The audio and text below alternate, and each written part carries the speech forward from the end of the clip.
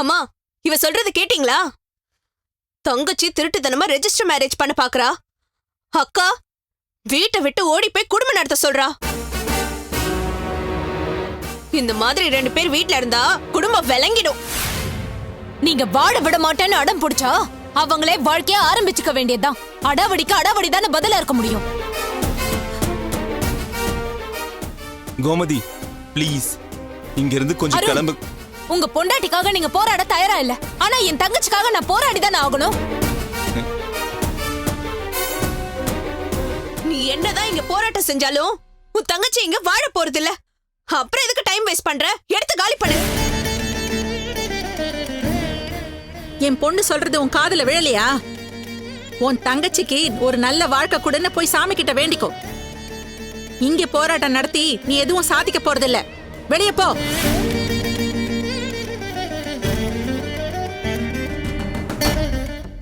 பாருங்க, உங்க தங்கச்சிக்காக நீங்க பேசுறது எல்லாமே நியாயம்தான். ஆனா இங்க சூழ்நிலை எதுவுமே சரியில்லை. மாமா உடம்புக்கு முடியாம படுத்திருக்காரு. இந்த சமயத்துல எந்த பிரச்சனையும் வேண்டாம். தயவு செஞ்சு நீங்க இங்கிருந்து போங்க.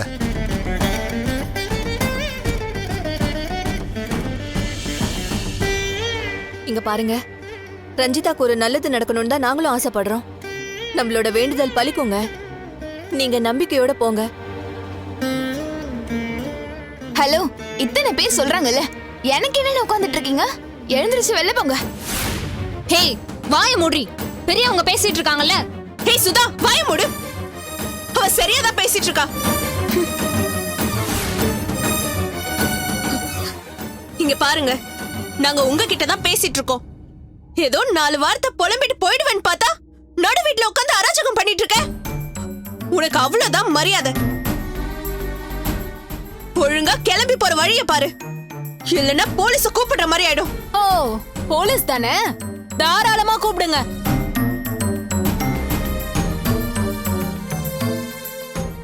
நானே அவங்களோட தான் இங்க வந்திருக்கணும். போலீஸ் வந்து பஞ்சாயத்து செஞ்சா நம்ம 2 குடும்பத்துக்கும் அசிங்கம். பேசினா புரிஞ்சுப்பீங்கன்னு தான் நான் மட்டும் வந்தேன். போலீஸ் தான் இந்த பிரச்சனையை முடிச்சு வைக்கணும்னா எனக்கு ஓகே தான்.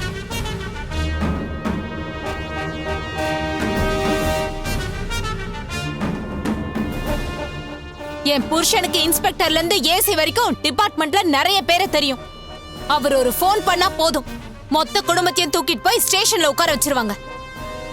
அதான் உங்க ஆசைனா நானும் ரெடி தான். என்ன மிரட்டறியா? போலீஸ்ல உனக்கு மட்டும் தான் ஆள் இருக்குன்னு நினைக்காத. ஹையர் அபிஷியல்ஸ் வரையும் பேசுறதுக்கு எங்க சைடும் ஆள் இருக்கு. ஆனா ஸ்டேஷனுக்கே போனாலும் நீ நினைச்சத சாதிக்க முடியாது. இந்த கல்யாணம் நடந்ததுக்கு எந்த ஆதாரமும் இல்ல. உன் தங்கச்சி கழுத்திலே தாலியே இல்ல. இந்த கேஸ்ல நிக்கவே நிக்காது. ஆதாரம் இல்லனாலும் ரஞ்சிதா பக்கம் அருண் இருக்காரு. அவருக்குன்னு ஒரு மனசாட்சி இருக்கு. இங்க உண்மையை ஒத்துக்கிட்ட மாதிரி ரஞ்சிதா தான் என் பொண்டாட்டின்னு அவர் ஒரு வார்த்தை சொன்னா போதும். என் பையன் அந்த மாதிரி சொல்ல மாட்டான். இங்க சொன்னதை வச்சு நீ எந்த முடிவுக்கும் வந்துடாத. என் வார்த்தையை மீறி அவனால நடந்துக்கவே முடியாது.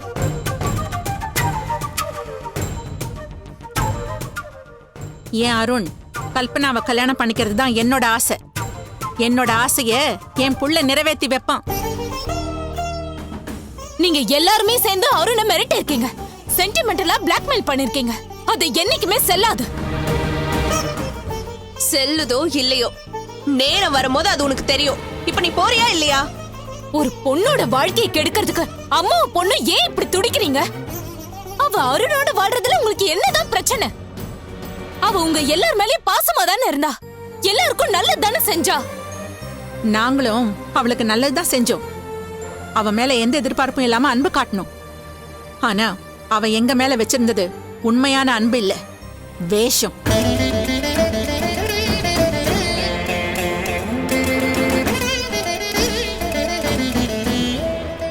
இனிமே அவ என் காலில் விழுந்து கதறினாலும் அவளை நம்புறதுக்கு நான் தயாரா இல்ல.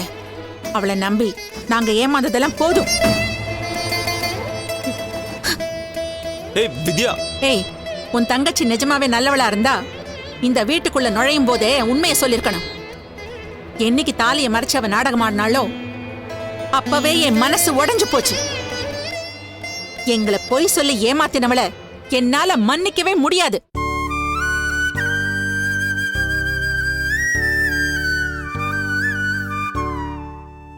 அருணும் இப்ப என்னோட முடிவை ஏத்துக்கிட்டான். என் வாழ்க்கைய விட்டு போயிடுன்னு உன் தங்கச்சி முகத்துக்கு நேரவே சொல்லிட்டான்.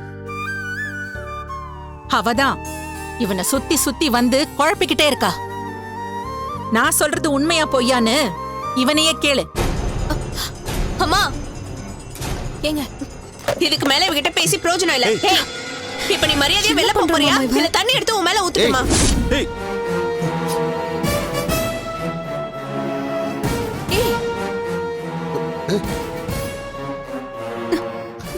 வித்யா, வித்யா ஏன் இப்படி பண்ற? பண்ணக்கூடாது, ரொம்ப தப்பு. அத்த, எனக்கு அட்வைஸ் பண்ணாதீங்க. அவளை இங்க இருந்து கிளம்ப சொல்லுங்க. சரி, நான் போ சொல்றேன். நீ கொஞ்சம் அமைதியா இரு. நீ சொல்லி பாரு அருண். அருண், அவங்க கிட்ட கொஞ்சம் எடுத்து சொல்லு. நாங்க சொன்னா கேட்க மாட்டேங்கிறாங்க. கோமதி ப்ளீஸ்ங்க, நான் சொல்றத கேளுங்க. இங்க இருந்து போயிடுங்க. இதெல்லாம் இப்ப பேசுறதுக்கு நேரம் இல்ல. ஆமாங்கா, ப்ளீஸ் நீங்க போங்கக்கா. என்னால முடியாது அருண். எனக்கு ஒரு பதில் கிடைக்காம நான் எப்படி போறது? இவங்க மனசெல்லாம் என்ன கல்லா? நான் இவ்ளோ சொல்லியும் இவங்க எல்லாம் மனசரிங்கவே மாட்டேங்கிறாங்க. அருண், என் தங்கச்சி உண்மையை சொல்றதுக்கு எவ்வளவு நேரம் ஆயிருக்கும்? உங்க வார்த்தைக்கு கட்டுப்பட்டு தானே அவ கடைசி வரைக்கும் அமைதியா இருந்தா. அத போய் இவங்க எல்லாரும் தப்பா புரிஞ்சிட்டு இருக்காங்க. உங்க அம்மாக்கு அதை எடுத்து சொல்லி புரிய வைங்க. தயவு செஞ்சு அவளை ஏத்துக்க சொல்லுங்க. முதல்ல ஆவேசமா பேசுன, இப்ப அழுத்து டிராமா பண்றியா? அதுக்கெல்லாம் மயங்கர ஆள் நான் கிடையாது. போ வெளியே, இல்லனா தண்ணி ஊத்திடுவேன். ஓ, வாயில பேசிட்டு இருக்கேன், செயல செய்ய மாட்டேன்னு நினைச்சிட்டு இருக்கியா? இப்ப என்ன செய்ய பாரு. விடு. ஏய், வித்யா விடு. இவளை பிடி. இங்க வா.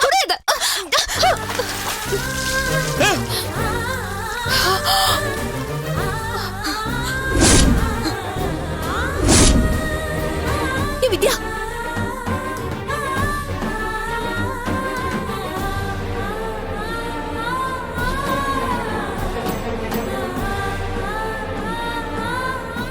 நீங்க என் மேல தண்ணி ஊத்தினாலும் சரி, நெருப்ப பத்த வச்சாலும் சரி, நான் இங்க இருந்து போக மாட்டேன். என் தங்கச்சியை ஏத்துக்கிறேன்னு சொல்லுங்க. அவளை உங்க பையனோட வாழ வைக்கிறேன்னு சொல்லுங்க. உங்க பிடிவாதத்தால அவ வாழ்க்கையை அழிச்சிடாதீங்க. ஏய், எவ்வளவு சொன்னாலும் நீலாம் அடங்க மாட்டியா? உன்ன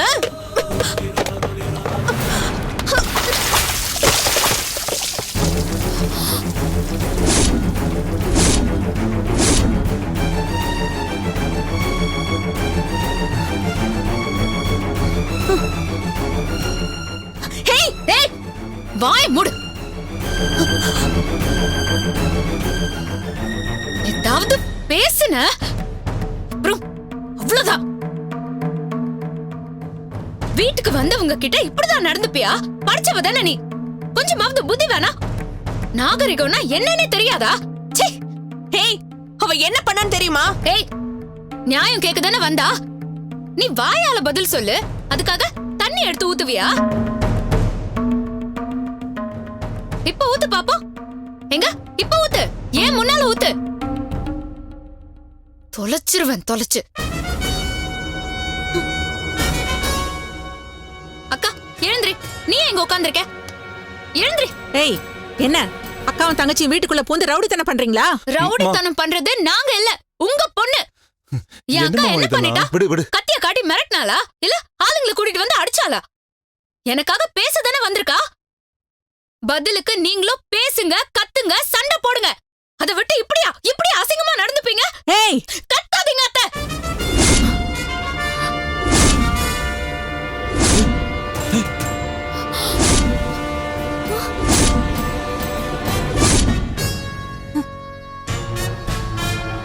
இந்த கோவத்தெல்லாம் உங்க பொண்ணு கிட்ட காட்டுங்க.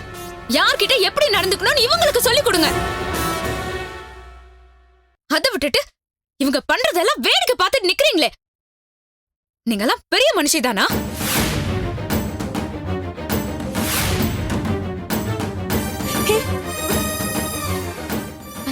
அக்கா, எல்லாத்துக்குமே காரணம் நீதான். உன்னை யாருக்கா இங்கெல்லாம் வர சொன்னா? எனக்காக நியாயம் கேட்க சொன்னா?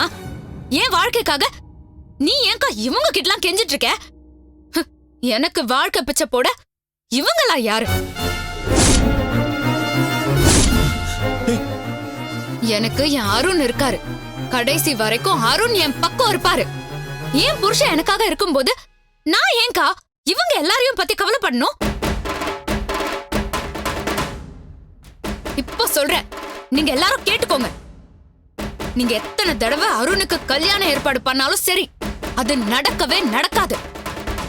அருண் வேற ஒருத்தி கழுத்துல தாலி கட்டவே மாட்டாரு.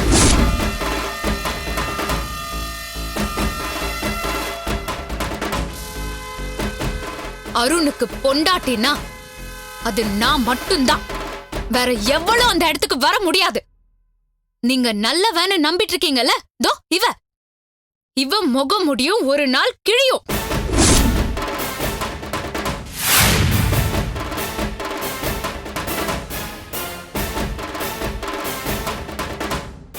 அன்னைக்கு தலையில அடிச்சுக்கிட்டு நீங்க என் வீட்டு வாசல்ல வந்து நிப்பீங்க. நீதான் என் மருமக ரஞ்சிதான்னு உங்க வாயாலேயே சொல்லுவீங்க. நீங்களே என்ன இந்த வீட்டுக்கு கூட்டிட்டு வருவீங்க. என்ன உங்க மருமகளா ஏத்துக்கிட்டு மனசார என்ன ஆசீர்வாதமும் பண்ணுவீங்க. இது நடக்குதா இல்லையான்னு மட்டும் பாருங்க. வாக்கா போலாம்.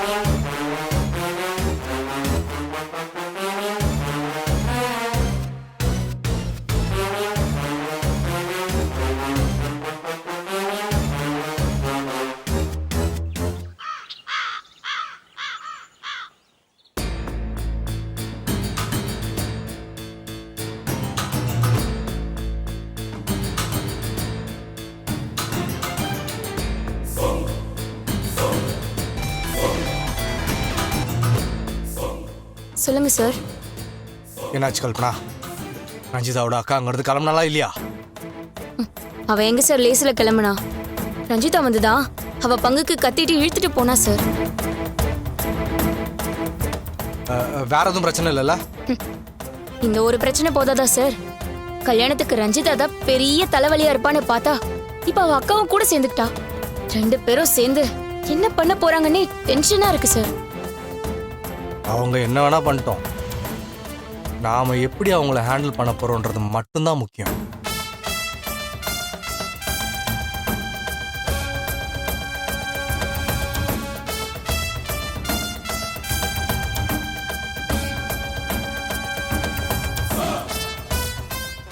சரிங்க சார்.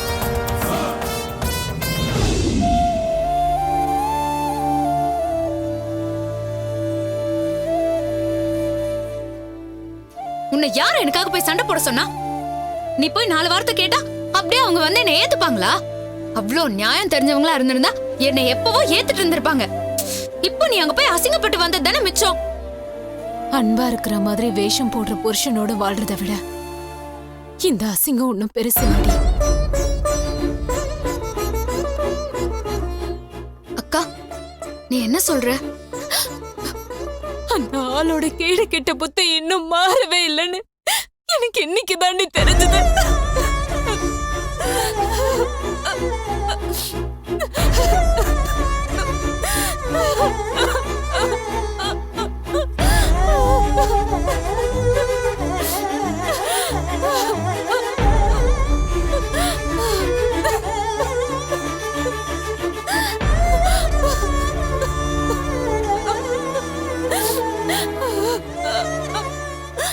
அழாதக்கா.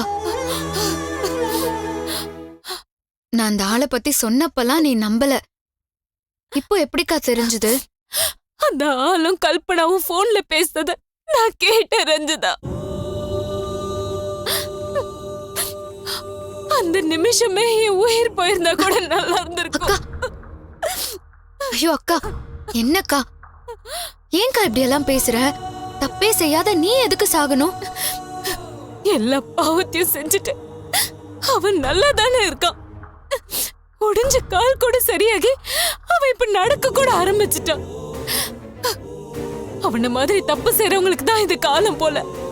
அப்படி ஒரு அயோக்கியனோட மானம் கெட்டு வாழ்றதை விட நான் செத்து போயிடலாம். ஐயோ அக்கா, ஏன்கா திரும்ப திரும்ப அப்படி பேசுற? அந்த வார்த்தைய சொல்லாதக்கா.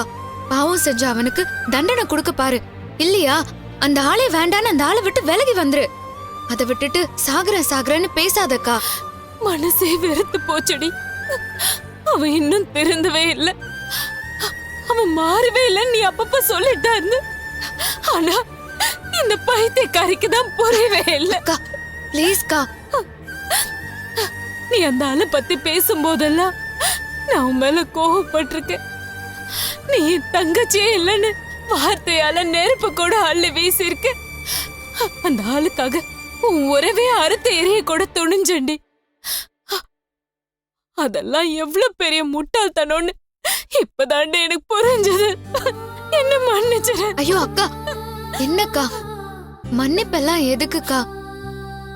இப்பவாவது அந்த ஆளை பத்தி புரிஞ்சுக்கிட்டே, அதுவே எனக்கு போதும்க்கா. அந்த ஆளும் கல்பனாவும் பேசுனது கேட்டதுமே எனக்கு பல விஷயம் தெளிவாயிடுச்சு. அவளை கைக்குள்ள போட்டுக்கிட்டுதான் அந்த ஆள் நிறைய வேலை பார்த்திருக்கான். இத பத்தி எல்லாம் தெரியாம நான் முட்டாளாவே இருந்திருக்கேன். அருண் வீட்டுலதான் உன்னை தப்பா புரிஞ்சிட்டு இருக்காங்க. அருணும் நீயும் அவங்கள சமாதானப்படுத்தி எப்படியாவது ஏத்துக்க வச்சிருவீங்கன்னு நான் நம்பிட்டு இருந்தேன். ஆனா அருணும் நீயும் சேராம இருந்ததுக்கும் அருணை கல்பனா கூட சேர்த்து வைக்கிறதுக்கும் அந்த ஆள் தான் முக்கியமான காரணமா இருந்திருக்காருன்னு எனக்கு இன்னைக்கு தாண்டி தெரிஞ்சது. அவனுக்கு மேல இருக்க ஆசையும் குறையவே இல்லை. அப்பவே அந்த ஆளை வெட்டி போட்டுடலாம் போல ஆத்திரமா வந்துச்சு. அவன மாதிரி ஒரு கேடு கெட்ட ஜென்மத்தை நம்பினதையும் அவனோட ஒரே வீட்டுல இருந்ததையும் நினைச்சா எனக்கு அருவருப்பா இருக்குடி. நீயும் வேணாம், உன் வாழ்க்கையும் வேணான்னு இப்பவே அவனை தூக்கி போட்டு வந்துருவேன். ஆனா நான் தர்ஷினி கிட்ட என்ன சொல்லுவேன்? அவளுக்கு எப்படி என் நிலைமை புரிய வைப்பேன்? அக்கா அவசரப்படாதக்கா. அந்த ஆளை என் மேல ஆசையோட அலையறது, கல்பனாவோட சேர்ந்துக்கிட்டு சதி வேலை பண்றது, இது எல்லாமே எனக்கு எப்பவோ தெரியும்க்கா. தெரிஞ்சிருந்தா ஏன்டி என்கிட்ட சொல்லல? எல்லா விஷயத்தையும் உன்கிட்ட சொல்லி உன்னையும் பாப்பாவையும் என் கூடவே கூட்டிட்டு வந்துடணும் தான் நானும் நினைச்சேன். ஆனா நான் அந்த ஆளை பத்தி என்ன சொன்னாலும் நம்புறதுக்கு நீ தயாராவே இல்ல. அந்த ஆளுக்காக என்ன ஒதுக்கி வைக்கிற அளவுக்கு நீ வந்துட்ட. நீ என்னை விட்டு மொத்தமா விலகி போயிட்டா அதுக்கப்புறம் உன்னை என்னால மீட்கவே முடியாம போயிருக்கோங்கா. அதனாலதான் சரியான நேரம் வர வரைக்கும் நான் காத்துட்டு இருந்தேன். இன்னைக்கு கல்பனான்னு நினைச்சு அந்த ஆளை என்கிட்ட சில விஷயத்த உளறிட்டான். அப்பதான் அந்த ஆளும் கல்பனாவும் சேர்ந்துகிட்டு என் மாமனார ஏதோ பண்றதுக்கு திட்டம் போட்டிருக்காங்கன்னு தெரிஞ்சது. உன் ஹெல்த் கண்டிஷன் மோசமா போறதுக்குமே அந்த ஆள் தான் காரணம்னு அப்போல இருந்து எனக்கு சந்தேகம் இருக்குக்கா. இதுக்கு மேலயும் அமைதியா இருக்க முடியாதுன்னு தான் நான் உன்னை எச்சரிக்கை பண்றதுக்காக உன் வீட்டுக்கு கிளம்பி வந்தேன். நான் அருண் வீட்டுக்கு போயிருந்தப்போ நீ ஏன் வீட்டுக்கு போயிருந்தியா? ஆமாக்கா, அந்த ஆள் தான் வீட்டுல இருந்தான். அவனை 4 அரை அரைஞ்சிட்டு மூஞ்சில காரி துப்பிட்டு வர வேண்டியது தானே? நீ சொன்ன எல்லாத்தையுமே நாங்க செஞ்சுட்டு தான் வந்திருக்கேன். அது போதாதடி. அவன் பண்ண பாவத்துக்கு பெருசா அவனை தண்டிக்கணும். அவனுக்கு விஷம் வச்சு கொன்னா கூட தப்பில்ல. அக்கா, நிச்சயமா அவன் தண்டனை அனுபவிப்பான், அதுல எந்த சந்தேகமும் இல்ல. ஆனா நாம இந்த விஷயத்துல அவசரப்படக்கூடாது. நிதானமா தான் இதை டீல் பண்ணணும். ரொம்ப கவனமாவும் கேர்ஃபுல்லாவும் தான் நம்ம அவனை ஹேண்டில் பண்ணணும். நம்ம சின்னதா ஒரு தப்பு செஞ்சாலும் அப்புறம் எல்லாமே நாசமா போயிரும். ஏன் மூலமா உனக்கு எல்லா விஷயமும் தெரிஞ்சிருக்கும்னு இந்நேரம் அவனுக்கும் தெரிஞ்சிருக்கும். ஆனா எதுவுமே தெரியாத மாதிரி தான் அவன் டிராமா பண்ணுவான். நீயுமே எதுவுமே தெரியாத மாதிரி தான் அவன் முன்னாடி டிராமா பண்ணணும். இப்போ நீ வீட்டுக்கு போனதுமே எங்க போயிட்டு வந்தேன்னு கேட்பான். நீ உண்மைய மறைச்சு பேசுவேன்னு அவ எதிர்பார்த்துட்டு இருப்பான். ஆனா நீ என்ன நடந்துச்சோ அதை ஒண்ணு விடாம அப்படியே சொல்லிடுக்கா.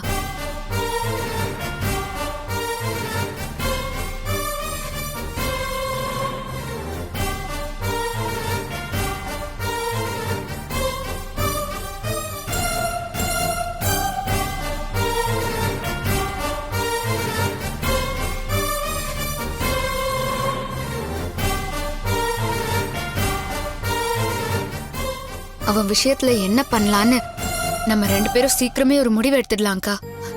நான் முடிவு எடுத்துட்டேன் ரஞ்சிதா. இனிமே அந்த அயோக்கியனோட என்னால வாழ முடியாது.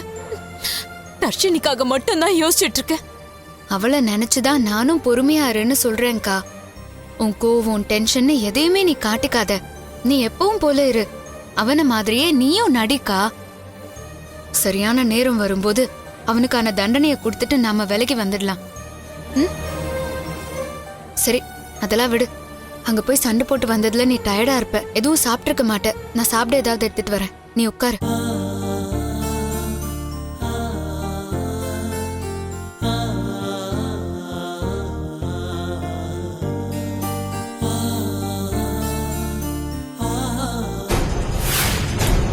டேய், அந்த ரஞ்சிதாவும் அவ அக்காவும் என்ன ஆட்டம் ஆடிட்டு போனாங்கன்னு பாத்தியாடா? என் தங்கச்சியை ஏத்துக்கிட்டு தான் ஆகணும்னு அவ அக்கா கறி சண்டை போடுறா. இந்த கல்யாணம் நடக்காதுன்னு ரஞ்சிதா சவால் விட்டுட்டு போறா. நீ என்னடா எல்லாத்தையும் வேடிக்கை பார்த்துட்டு பேசாம நின்னுட்டு இருக்க? அக்கா, அவங்க பக்கம் நியாயம் இருக்கும்போது இவன் என்னக்கா சொல்ல முடியும்? வேணா சுந்தர், என் கோவத்தை கலராத. அப்புறம் நான் வேற ஏதாவது பேசிடுவேன். அக்கா, நீ என்ன அடிச்சாலும் பரவாயில்ல. நான் திரும்பவும் சொல்றேன், நம்ம பார்த்து வைக்கிற பொண்ணை நம்ம பையன் கட்டிக்கணும்னு எல்லா அம்மாவும் ஆசைப்படுறதுல ஒன்றும் தப்பு இல்லை. ஆனா அவன் வேற யாரையாவது விரும்புறான்னு தெரிஞ்சதுன்னா அந்த பொண்ணு நல்ல பொண்ணான்னு பார்த்து பக்குவமா ஏத்துக்கிறதுல ஒன்றும் தப்பு இல்லையே. டேய், அவ தப்பானவளா இருக்கிறது தான் இப்ப பிரச்சனையே. அண்ணி, அபாண்டமா பேசாதீங்க. எனக்கு வழிகாட்டினா நீங்க தான். உங்களை பார்த்துதான் நான் நிறைய கத்துக்கிட்டேன்.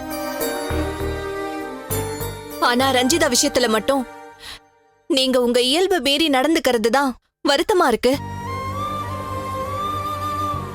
அருணுக்கு பிடிச்ச வாழ்க்கை எதிர்பாராத விதமா அவனுக்கு கிடைச்சிருக்கு. உங்க ஆசீர்வாதத்தோட அதை ஆரம்பிக்கணும்னு ஆசைப்படுறான். ஆனா உங்க வார்த்தையை அவன் மீறிட்டான்னு நீங்க தப்பா நினைச்சிட்டு இருக்கீங்க. அந்த கோவத்தினாலதான் ரஞ்சிதா நல்லவன்னு தெரிஞ்சிருந்தோம் பிடிவாதமா அவளை ஏத்துக்க மாட்டேங்கிறீங்க.